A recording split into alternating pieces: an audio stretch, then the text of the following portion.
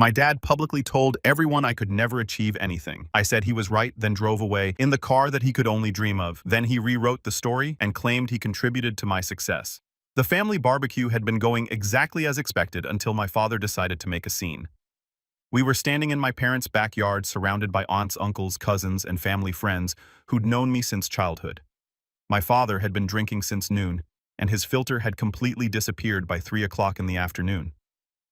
"You think you're so special with your fancy job and your expensive car?" Dennis shouted loud enough that conversations across the yard stopped. "But I know the truth. You'll never amount to anything. You're just pretending to be successful." Every eye in the yard turned to watch this confrontation. My mother looked mortified. My younger brother Kevin smirked from where he stood by the grill. This was the validation he'd been waiting for. Dad finally putting me in my place. I could have argued. I could have listed my accomplishments, defended my success, pointed out the objective evidence that I had in fact amounted to quite a lot. But I'd learned something valuable over the years. You can't win an argument with someone who's emotionally invested in you failing. So instead, I smiled, calm, genuine, unbothered. "Maybe you're right, Dad." The confusion that crossed his face was perfect. He'd expected anger, defensiveness, maybe tears. Agreement wasn't part of his script. I turned around, walked through the suddenly silent crowd, and got into my Porsche 911 Carrera. Guards read because subtlety had never been my strong suit. I didn't look back as I started the engine, didn't check the rearview mirror as I drove away from my childhood home for what I suspected would be the last time. The drive back to my downtown loft took 40 minutes. I spent it in silence, processing the years of tension that had finally reached their breaking point. By the time I pulled into my building's garage, I felt lighter than I had in months. Hours later, my phone buzzed with a text from my Uncle Marcus. "Do you know what he did after you left?"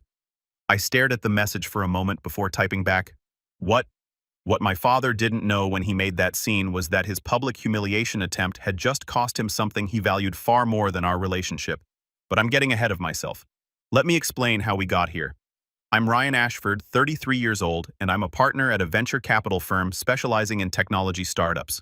I make about $800,000 annually between salary bonuses and carried interest from successful investments. The Porsche was a gift to myself after our firm's most recent exit netted me a $2.3 million payout. My father, Dennis Ashford, is a middle manager at a manufacturing company. He makes about $75,000 a year and has worked at the same company for 30 years. There's nothing wrong with that career. It's honest work that provided for our family growing up. But Dennis has always been bitter that he never achieved more. And that bitterness turned toxic when I started succeeding. My younger brother Kevin is 28 and works in sales at a car dealership. He makes decent money when he's motivated, but he's never been particularly driven. What he lacks in ambition, he makes up for in being exactly the son my father wanted. Interested in sports, working-class values, skeptical of education and corporate types. I was always different. I liked school, pursued higher education, went into finance instead of manufacturing or trades. Every choice I made diverged from what Dennis considered the right path, and every success I achieved was treated as evidence that I thought I was better than the family. The tension had been building for years. When I got my MBA, Dennis told everyone I was wasting money on a useless degree. When I got my first job in finance, he said I'd be fired within a year for not knowing real work.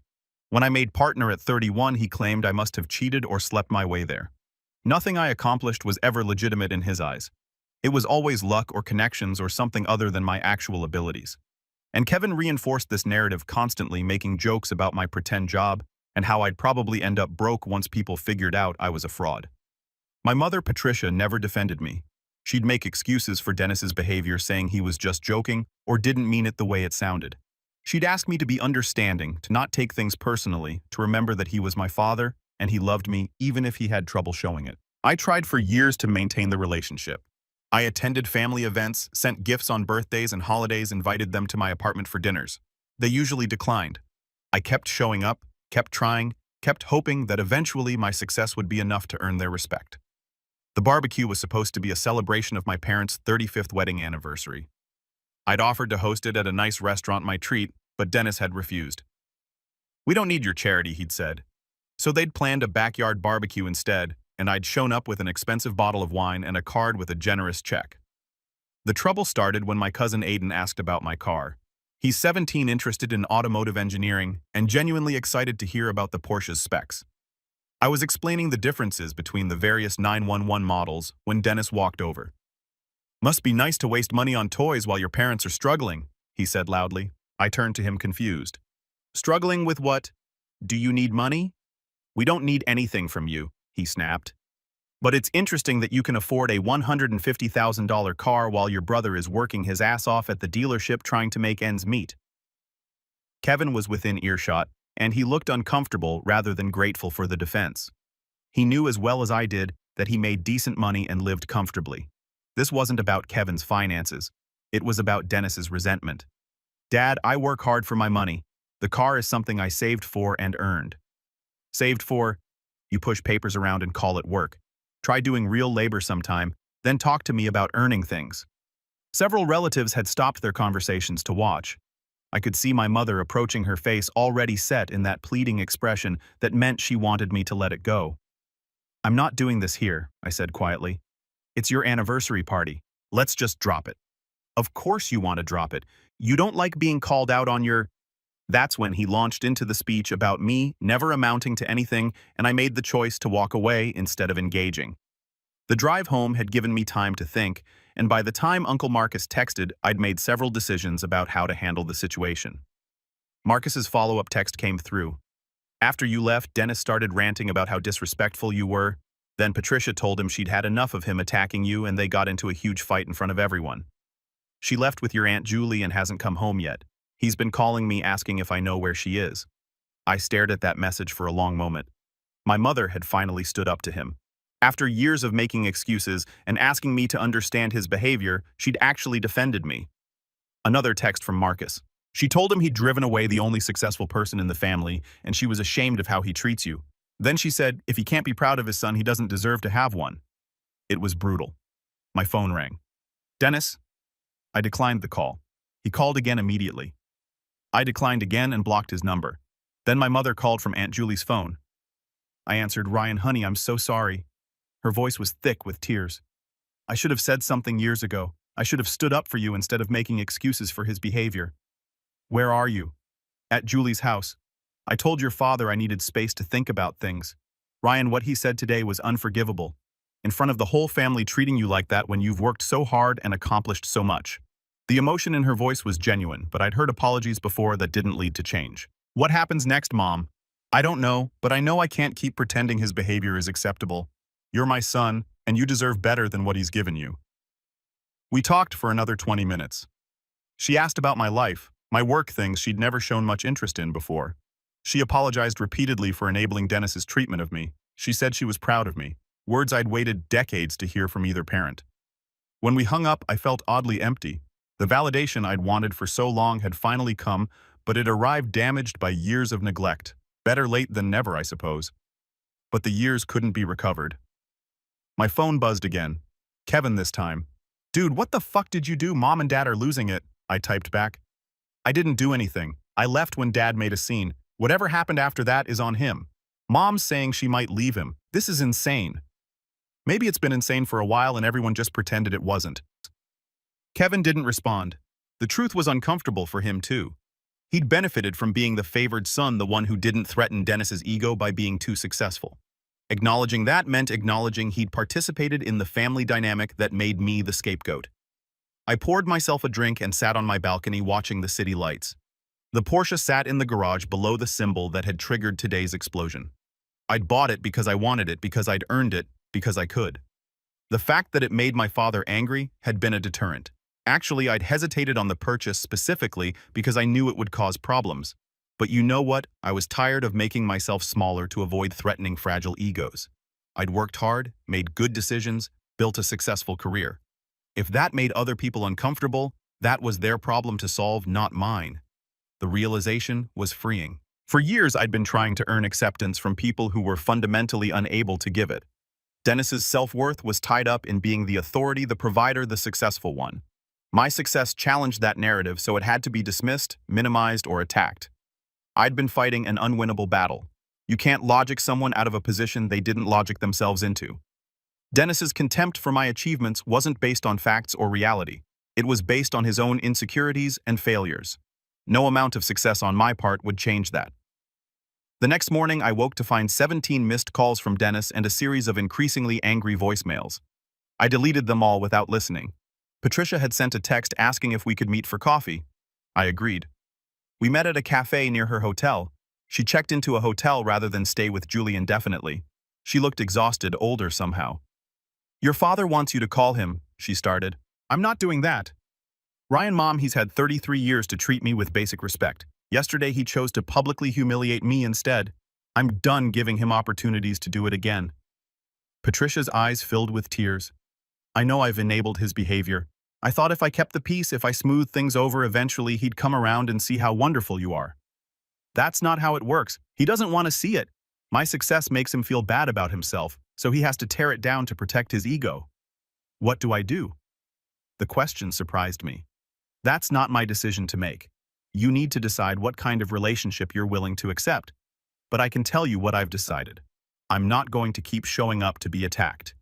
If Dad wants a relationship with me, he needs to genuinely apologize and change his behavior. Not just say sorry, but actually treat me differently. Until that happens, I'm done. He's your father, and I'm his son. That works both ways. He doesn't get to use our relationship as a weapon against me and then hide behind it when there are consequences." We talked for another hour. Patricia asked about my work, my life, my plans. She listened in a way she never had before. Actually engaged rather than waiting for her turn to defend Dennis or change the subject. When we parted, she hugged me tightly. "I'm proud of you, Ryan. I should have said that more often. I should have said it always." Over the following weeks, the family situation played out in predictable ways. Dennis called from different numbers trying to reach me. I blocked each one. He showed up at my building once. Security sent him away when I told them I didn't want to see him. He sent emails alternating between anger and self-pity. Some claimed I had betrayed the family. Others said I was abandoning him when he needed me most. None of them actually apologized for the years of contempt and dismissal. Kevin tried to mediate, suggesting we work things out like men. I asked him what there was to work out. Did he think what Dad said was acceptable? Kevin hemmed and hawed, trying to find a middle ground that didn't exist. You either thought publicly humiliating your son was wrong or you didn't. There was no compromised position. Uncle Marcus kept me updated on the family drama. Apparently, Dennis had told everyone that I'd abandoned the family because I thought I was too good for them now. Some relatives believed him. Others had been at the barbecue and seen what actually happened. The family fractured along predictable lines. People who'd always been kind to me reached out to say they supported me. People who'd always been more aligned with Dennis's worldview sided with him, repeating his narrative about my arrogance and abandonment. I let them believe whatever they needed to believe. The truth was on full display at that barbecue for anyone who'd been paying attention. If they chose Dennis's revisionist history over what they'd witnessed, that told me everything I needed to know about where I stood with them. Patricia stayed at the hotel for 3 weeks before finally going back home. She called to let me know, her voice heavy with resignation. "I'm not strong enough to leave him," she admitted. 35 years is too much to walk away from." "I understand," I said, and I did. Leaving a marriage is complicated, especially at her age and after that many years. But I need you to understand that I can't keep subjecting myself to Dad's behavior. "I know. I won't ask you to come to family events if he's there. I'll meet you separately if you're willing." We made plans for dinner the following week, just the two of us. It wasn't ideal, but it was more than I'd had before, a relationship with my mother that didn't require enduring abuse from my father. Meanwhile, work was going exceptionally well. One of our portfolio companies was preparing for an IPO that would likely net me another 7-figure payout. I'd been asked to speak at an industry conference about early-stage investing. My career was thriving precisely because I'd focused my energy on things I could control rather than trying to win approval from people determined not to give it. 3 months after the barbecue incident, I ran into Kevin at a coffee shop. It wasn't planned. We both happened to be there at the same time. "Hey," he said awkwardly. "Hey, can we talk?" I gestured to the empty seat across from me. He sat down, looking uncomfortable. "I've been thinking about what happened at the barbecue," Kevin started, "and about how Dad treats you in general. Okay? I think I've been a dick about it too, making jokes about your job, acting like what you do isn't real work. I was feeding into Dad's because it was easier than admitting he was wrong." The admission surprised me. "What changed?" "I was at dinner with him and Mom last week. He was going off about you, same old stuff. And I realized I couldn't actually defend anything he was saying. Like, objectively, you're successful. You make good money. You worked hard to get where you are. There's no legitimate criticism there. It's just resentment. And you're just now figuring this out. Kevin had the grace to look ashamed. I know, I should have seen it years ago, but it's easier to go along with someone else's narrative than to challenge your own parents, you know. I didn't know. I'd spent years trying to win Dennis's approval before finally accepting it would never come. Where do we go from here? Kevin asked. That depends on what you want. I'm not interested in being the family punching bag anymore. If you want a relationship with me, it needs to be one where you actually respect what I do and don't participate in Dad's attacks. I can do that. I want to do that. We talked for another hour. Kevin asked about my work, actually listened to the answers, asked follow-up questions that showed genuine interest. He apologized specifically for jokes he'd made over the years. He acknowledged that he'd benefited from being the favored son while I'd been treated as the disappointment. It wasn't a complete reconciliation, but it was a start. I left that coffee shop feeling like I might eventually have a relationship with my brother that was based on mutual respect rather than family obligation. 6 months after the barbecue, Dennis had a health scare. Nothing life-threatening, but serious enough that he spent a few days in the hospital for tests. Patricia called to let me know. Do you want to visit him? She asked carefully. Has he apologized? He says he wants to talk to you. That's not the same thing as apologizing. Patricia sighed. I know, but he's scared. Ryan, the health scare, has him thinking about mortality, about his relationships. I'll think about it. I did think about it. I thought about showing up at the hospital having some deathbed reconciliation where Dennis finally acknowledged my worth. It would be a nice narrative, the prodigal son returning the father, finally seeing the light. But that wasn't reality. Reality was 33 years of contempt, dismissal, and attacks. Reality was being told in front of the entire family that I'd never amount to anything because my success threatened my father's ego. One health scare didn't erase that history. And wanting to talk wasn't the same as taking responsibility for years of cruelty. I didn't visit. I sent flowers to the hospital room with a card that said, "Wishing you a speedy recovery." Professional, appropriate, and completely devoid of the emotional vulnerability Dennis would have used as ammunition later.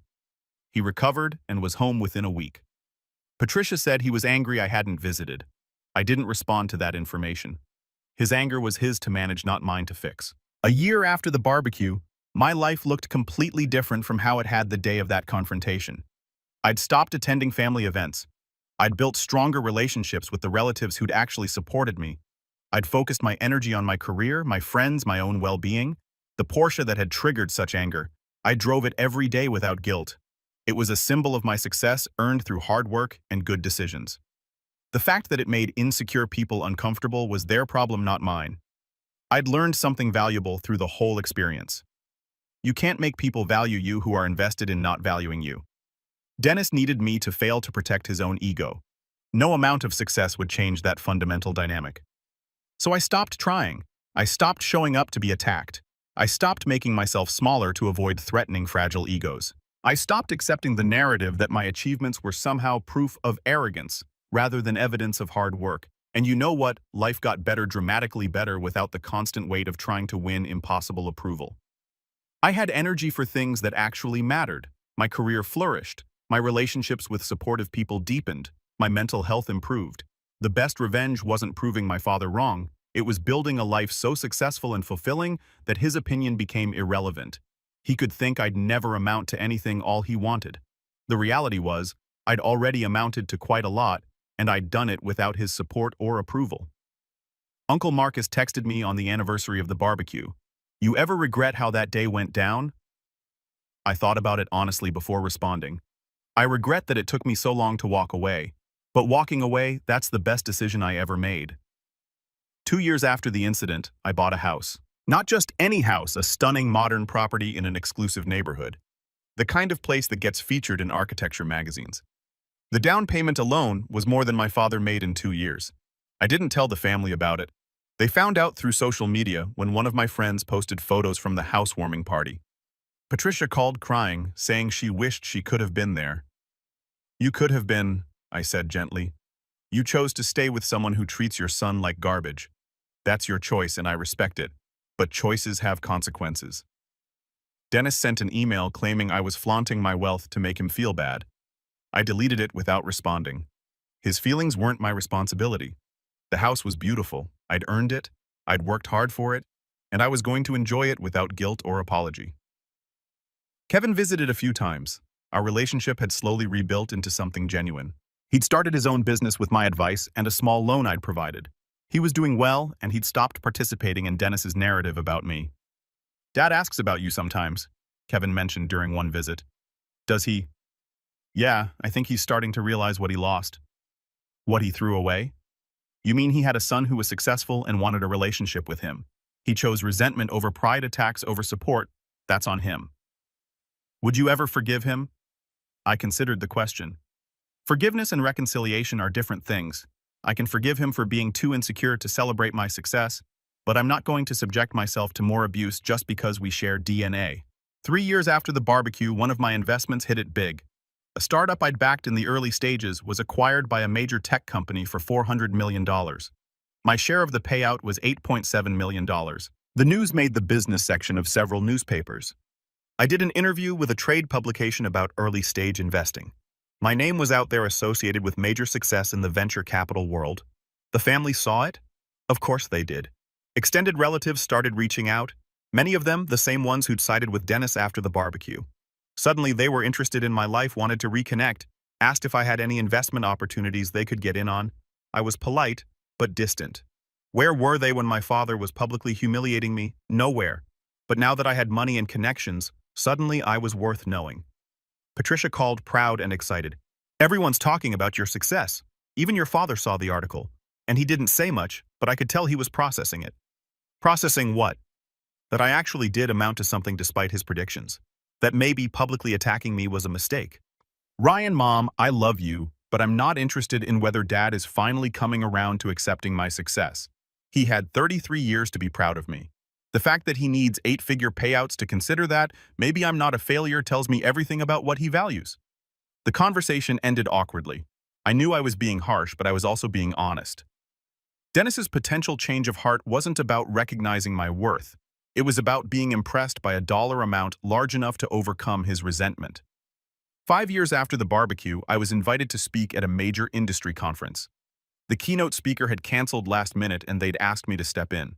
The topic was building wealth through strategic investing, and the audience included some of the biggest names in finance.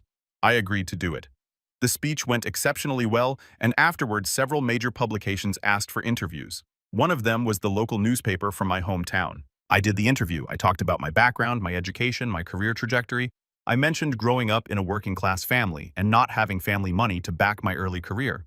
I talked about student loans, entry-level positions, working my way up. The article was published with the headline, "Local Success Story, How Ryan Ashford Built an 8-Figure Fortune from Scratch." Dennis saw it. Of course he did. Everyone in his social circle saw it. His coworkers, his neighbors, people he'd known for decades. According to Uncle Marcus, Dennis had been bragging about it. "That's my son," he told people. "Always knew he'd be successful." The revisionist history was breathtaking. The same man who'd publicly declared I'd never amount to anything was now taking credit for my success. Marcus asked if I wanted to set the record straight. I thought about it. I could tell people what Dennis had actually said and done. I could expose his lies and make sure everyone knew he'd actively worked against my success rather than supporting it. But what would that accomplish? The people who mattered knew the truth. The people who didn't matter would believe whatever narrative was most comfortable for them. "Let him tell whatever story he needs to tell," I said to Marcus. "It doesn't change the reality." The reality was that I'd built everything without Dennis's support. The reality was that he'd been actively hostile to my success until it became too large to dismiss.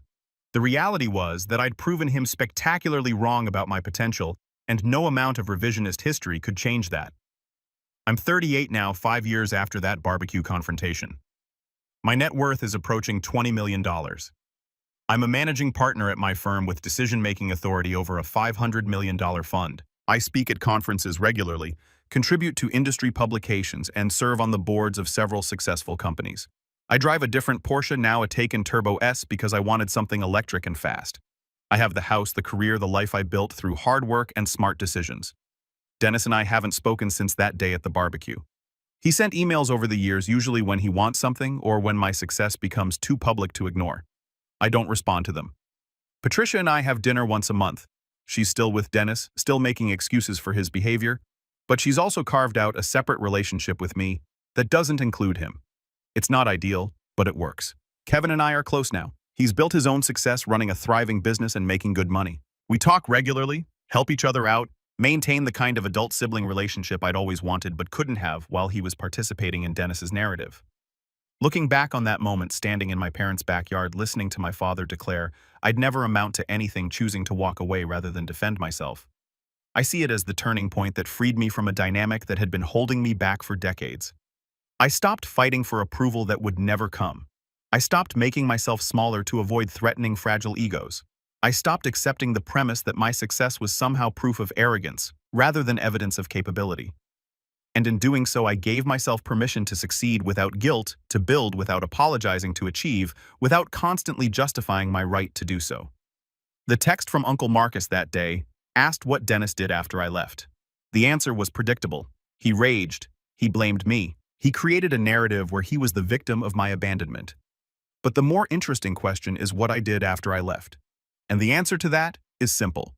I lived my life on my own terms, built success that couldn't be dismissed or minimized, and proved through results rather than words that I'd amounted to something significant. Dennis was right about one thing, though perhaps not in the way he meant it. I didn't amount to the person he thought I should be. The son who stayed small, who worked a traditional job, who never threatened his ego by succeeding too much. I amounted to something far better. Myself fully realized, successful on my own terms, and completely free from the need for his approval. The Porsche I drove away in that day was just a car, but symbolically, it represented everything Dennis couldn't accept. Visible, undeniable evidence that I'd succeeded despite his predictions, exceeded his expectations, and built something impressive without his support or approval. 5 years later, I'm still driving away not from a barbecue, but from the limiting beliefs and toxic dynamics that held me back for so long. And every mile I drive, every success I achieve, every goal I reach is proof that sometimes the best response to being told you'll never amount to anything is to smile, walk away, and go build something extraordinary. Maybe he was right. Maybe I never did amount to the failure he needed me to be, and I'm perfectly fine with that.